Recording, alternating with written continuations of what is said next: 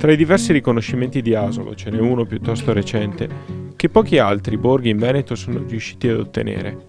La città dei 100 orizzonti diventa anche città del miele.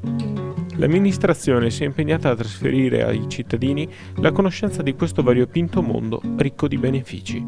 Un mondo senza le api, al di là che ci priva di miele, del polline, della pappa reale e di tante altre belle cose, di sicuro avremo anche una grande perdita sotto il profilo della frutta e della verdura, visto che il 70% e oltre di queste grandi belle cose ci vengono regalate proprio dall'impollinazione degli insetti pronubi e in particolar modo dell'ape. Senza questa diciamo che poche persone potrebbero mangiare. Iniziare l'attività dell'apicoltore non richiede, come negli altri settori dell'agricoltura, grandi investimenti. Non occorre avere il papà che ha grandi terreni o grandi trattori. Bastano pochissime migliaia di euro per partire con l'attività. Certo che ci vuole un impegno e una costanza soprattutto.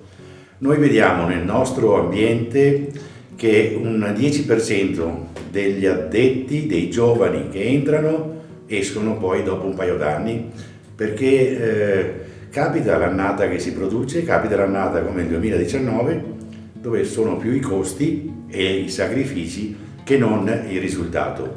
Quindi l'apicoltore deve lottare costantemente dalla primavera fino all'autunno per aiutare le api a sopravvivere a questi agenti esterni. Asolo è appena diventata città del miele. Che consiglio potreste dare a questa città? Beh, certo, è un'occasione per la visibilità dell'apicoltura e per il prodotto qua del territorio.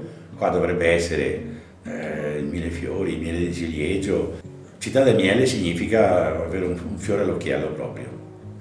Sì, l'ape è un indicatore di uno stato di benessere del territorio, perché l'ape non solo serve per impollinare i fiori e dare miele, ma serve anche per rendere bello il territorio, perché l'ape vive dove ci sono tanti fiori, dalle ciliegie alla cacia, eccetera. Quindi è un indicatore di un bel territorio ed è un indicatore di un buon vivere. La realizzazione di un beneficio economico è sia per chi coltiva l'ape per avere un miele remunerativo, ma soprattutto perché fa aumentare enormemente a dismisura con l'impollinazione i frutti e la qualità stessa del frutto.